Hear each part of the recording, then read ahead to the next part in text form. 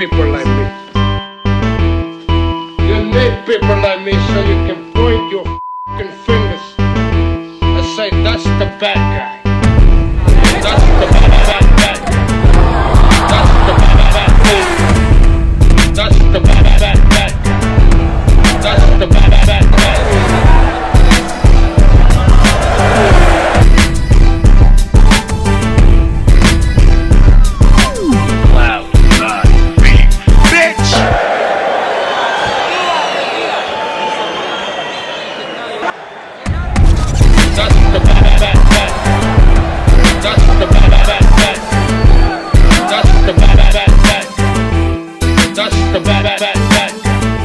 Welcome to the motherfucking relay. We're covering today's top boxing news. Ow! Okay, we'll start with this. Trouble in paradise when it comes to a potential Chantel Cameron versus Jessica McCaskill fight at 140 pounds. Rick Ramos took to his social media and stated, I don't think two champions in two different weight classes should fight one time for both weight divisions belts. I do not support that, and I will not be involved in that. We know that Chantel Cameron wants to be able to not just fight Jessica McCaskill, but she wants to fight for Jessica's belts, the belts she holds in the welterweight division, whereas Rick seems to be saying that looks like they only want to fight for the belts that Chantel has at 140. But what about the belts that Jessica McCaskill is currently holding at 147 pounds? If Jessica means to move down to 140 pounds, one would assume that she's going to vacate all those alphabet titles, all those belts, and if she's going to vacate them before doing that, why not put them on the line in a Chantel Cameron fight? If she's not going to be campaigning as a welterweight moving forward, why let that opportunity go to waste? The opportunity for two champions at two separate weights to put it all on the line, Chantel's belts and Jessica's. Hey, Hannah Gabriels was able to fight for two alphabet titles from two separate weights at one weight. She's got a light heavyweight title and a heavyweight title. And I vaguely recall the WBA allowing Gervonta Davis to fight for two separate versions of a WBA title. I believe it was the 130-pound version and a secondary 135-pound version. It's not like it hasn't happened in the past. It's not like it hasn't been done before. It has. I just wonder why Rick and Team McCaskill are so averse to that proposition. It's kind of obvious what the appeal is for Chantel Cameron. She wants to become an undisputed champion, whether it's at 140 pounds or 147. When you think about the situation and you think about what's going on, Chantel Cameron was intended to face Kaylee Reese earlier this year in what would have been an undisputed super lightweight title fight, but Kaylee Reese is dealing with a medical issue at this time, so the alternative could and would be another undisputed fight just at a different weight, welterweight. Just so happens Jessica McCaskill's the welterweight division's undisputed champion. That's what the appeal is for Chantel Cameron. That if you can't have one undisputed fight, you can swap it out for another. But if that's going to be an issue, then that raises serious questions about this fight and whether or not it can and will happen, as there are cheaper alternatives to a Jessica McCaskill for Chantel Cameron. There's Jessica Kamara. She's a good fighter. Some people feel that unofficially she beat Kaylee Reese in their fight late last year. There are those people. There's that alternative. There is that fight. Cameron versus Kamara. You must consider that Jessica McCaskill and Rick Ramos, they're not going to fight Chantel Cameron on the cheap. They're going to want a nice price for a fight like that. But for all the operational costs it might take to put that fight together, what's it worth if it's not for undisputed? If this ends up being a make or break deal, make or break situation, make or break element of the fight, to where Chantel Cameron's not going to want it unless she can fight for all of Jessica's titles. If it's that kind of situation, I think it behooves the McCaskill people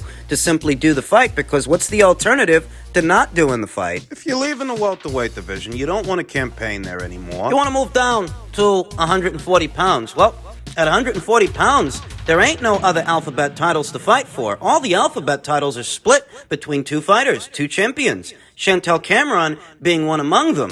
And if what it takes to get her in the ring is for all of your belts at welterweight to be on the line, you say no, you're not going to do it. What's the alternative? Staying at welterweight, defending those titles? Won't get the same attention that a Chantel Cameron fight would get. It's going to be interesting to see what happens, rather, what doesn't happen, and why. Because it does make some sense for both champions to lay it all on the line against each other. But if they're not going to do that, then what's the point in fighting? We'll see what happens. In men's heavyweight news, by way of the Boxing Voices Instagram account, Frank Warren has revealed that Deontay Wilder will make a return to the ring this October against Robert Helenius. Wilder hasn't fought since his loss to Tyson Fury in their third fight of an epic heavyweight trilogy, and Robert Helenius hasn't fought since his second recorded win, his second recorded victory over Adam Kovnowski, which was on the undercard of Wilder vs. Fury 3. If he comes back in October, if they both do it, will have been a year's time since either man fought, as the Wilder vs. Fury trilogy took place in October of last year. If neither man returns to action till October of this year,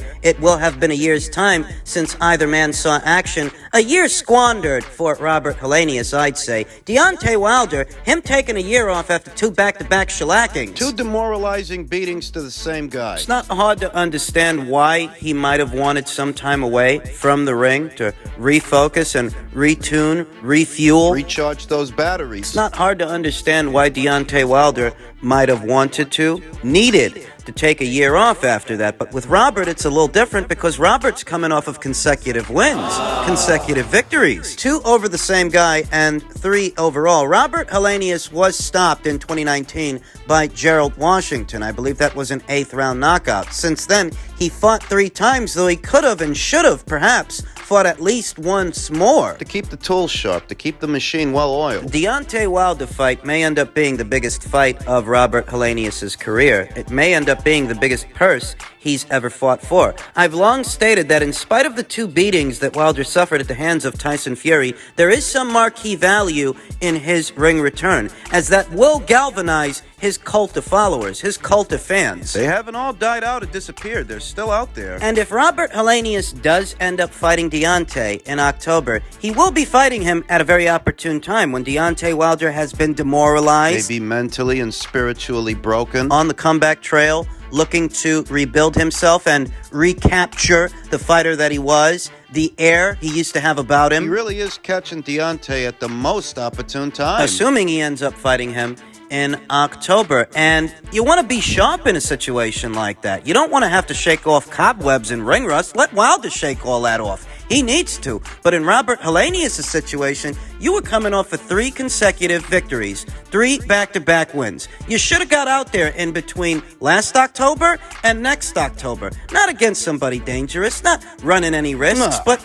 a keep busy fight. Tune-up fight. Against a tune-up kind of fighter, a tune-up kind of opponent. Lest we forget, Robert Helenius, capable fighter that he might be, riding high right now. This is a guy who was stopped by Johan Duapa. This is a guy who was stopped by Gerald Washington more recently. He can be caught. He can be hurt. And he wants to be, or he should want to be, I should say, as sharp as he can be ahead of a big fight like this. And fighting Deontay Wilder may end up being the biggest fight of Robert's career. Or the biggest purse. Deontay Wilder's comeback is going to get attention. Make no mistake. Absence makes the heart grow fonder. And Deontay Wilder has been absent from the sport ever since Tyson Fury pasted him for the second time. It's a unique set of circumstances for Deontay because he came very close to crossing over. He came very close to becoming a mainstream attraction due to the synergy both he and Anthony Joshua created with what was to be their fight, but what ended up being 3 Tyson Fury fights, 2 of which costed Wilder all his momentum. But he came close, closer than most other PBC fighters. It's not like Gary Russell Jr. fighting once a year for about 5 or 6 years, because Gary Russell Jr. never came close to becoming a mainstream attraction. It's not the same as Jermall and Jermell taking too much time off and spending too much time away from the ring, because neither one of those fighters ever came as close as Deontay did to becoming a mainstream attraction. So when it comes to Deontay, who came close, absence makes the heart grow fonder, and his ring return will garner attention especially once it's official, especially once it's announced. Don't forget that Deontay Wilder brought in more pay-per-view buys for the PBC than any and every other PBC fighter. More than Spence, more than Gervonta, certainly more than Andy Ruiz, and the appeal of his next fight isn't even who he's fighting and whether or not it's a big fight so much as seeing him return. His return to action. That's the selling point. That's the sizzle. Yeah, I think commercially, Deontay Wilder's next fight will be a commercially successful fight so long as they keep operational costs low. And the guarantees to the fighters are realistic. I think commercially, Deontay could do upwards of 325 to maybe even 400,000 pay-per-view buys with his next fight. As I've no doubts, they will bill it as a pay-per-view. He's not moving backwards. If the PBC had the audacity to put fights like Davis versus Romero or Davis versus Cruz, Andy Ruiz versus Chris Arreola, or Luis Ortiz versus Charles Martin on pay-per-view, if they had the audacity to put fights like that on pay-per-view, of course they'd put Deontay Wilder's big ring return on pay-per-view. I don't even think him coming back against Robert Helenius, of all people, is an accident. I think that was the plan all along. More or less. He didn't fight on Deontay Wilder's undercard by accident, right? Right. I long suspected that if Deontay does end up coming back, Robert Helenius is one guy that he could end up fighting, which could end up being a segue into a fight with Andy Ruiz, provided that Andy makes it past Luis Ortiz in their upcoming fight. Yeah, Robert Helenius is a pretty good boxer, make no mistake, he is. But he's been stopped by lesser fighters, lesser punchers than Deontay Wilder. He was stopped by Joan Duhaupas, who Deontay Wilder stopped. He was stopped by Gerald Washington, who Deontay Wilder stopped. It's not a coincidence they landed on this guy. Assuming they do end up fighting. However, who they won't end up fighting is Derek Chisora.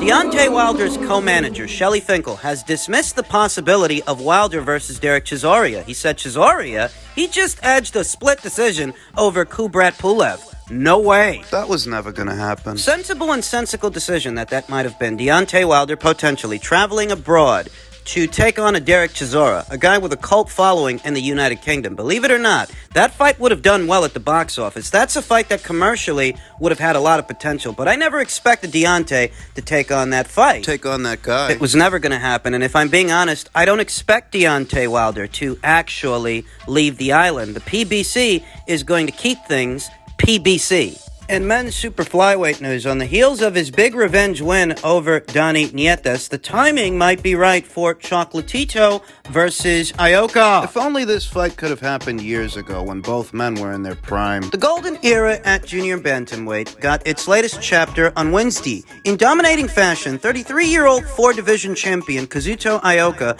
avenged a 2018 loss to now 40-year-old four-division titleist Donny Nietes. Nietes suffered his first loss since 2004, whilst Ioka notched his fifth defense of the WBO title at 115 pounds. Revenge, especially of a debatable narrow defeat, is always sweet. There's still something missing. Kazuto Ioka in many ways is the fifth Beatle at super flyweight. You always hear about the Fab Four: Chocolatito, Juan Francisco Estrada, Sor Rungvisai, Carlos Quadras. Kazuto Ioka is just as, if not more, accomplished than some of those fighters. Ioka has certainly had his share of accolades, spending the bulk of his career as part of the title scene. Ioka won a strawweight belt in his seventh fight, partially unified in his 10th, and has added titles in every weight class he's competed in since. Nietes is now added to a list of notable wins that also includes Yeah, I can't pronounce that fucking shit. Akira Yegashi, Felix Alvarado, Juan Carlos Reveco, McWilliams Arroyo, Kosei Tanaka, and more recently, Donny Nietes. 4 years into his tenure in the division,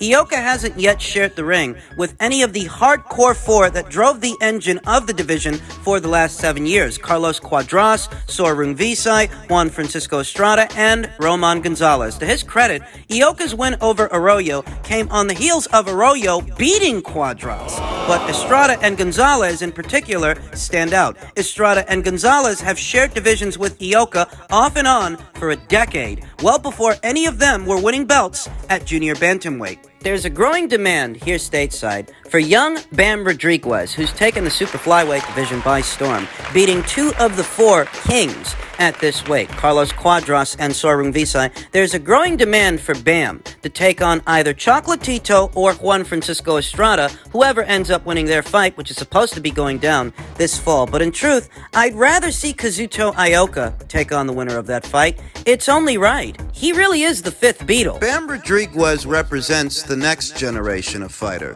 the new wave, whereas Kazuto Ioka, He's from the same era of fighters as Roman Gonzalez and Juan Francisco Estrada, Sorung Visai and Carlos Cuadras. He comes from the same era those guys come from. Bam Rodriguez has ample options to go around between flyweight and super flyweight, from Junto Nakatani to Sonny Edwards to Artem Delakian. It's not that I wouldn't want to watch Bam Rodriguez versus Chocolatito, But I've actually been waiting a lot longer to see Kazuto Ioka fight the likes of a Juan Francisco Estrada or a Roman Gonzalez. And because those fighters are all in a very similar stage in their careers, all those fighters are still a part of that world title picture, more or less, I think it would make sense for Kazuto to get the winner of that fight over Bam Rodriguez. Bam's got options. He's got options at flyweight and at least one good option up there at super flyweight. Unbeaten slugger and newly crowned champion of Argentina, Fernando Martinez very recently unseated Jerwin Ancajas for Jerwin's IBF title. He held that title for a long time.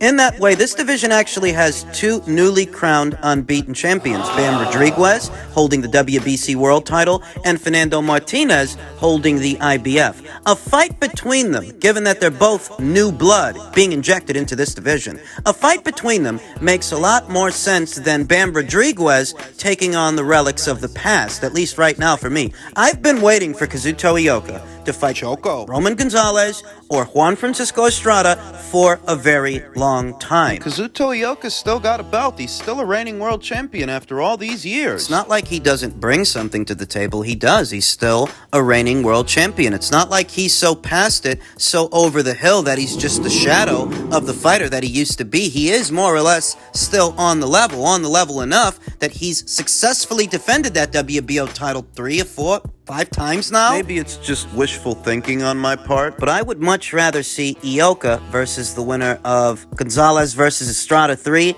as opposed to Bam fighting the winner of that fight. Bam can always fight the winner of Sonny Edwards versus Julio Cesar Martinez down there at flyweight. he could fight them down there at flyweight, or he can fight the winner when they move up, because eventually they're gonna move up to super flyweight. And that's where he is right now. That is where he's set to defend his WBC title against Israel Gonzalez on the undercard of Canelo versus Golovkin 3. If he's going to stay perched at 115 pounds, beyond that Gonzalez fight, maybe he sees about unifying titles with Fernando Martinez. New blood at this weight, the same way that he's new blood at this weight. He's got so many options and so much time. Whereas Roman Gonzalez and Kazuto Ioka, they don't. They don't have as much time as Bam Rodriguez. What's Kazuto, 33 years old? And what's Chocolatito, 35? I say early next year, the winner of Chocolatito versus Estrada 3 take on Kazuto Ioka while he's still around, while he's still here. Ideally, that's what would happen, though things are seldom ever ideal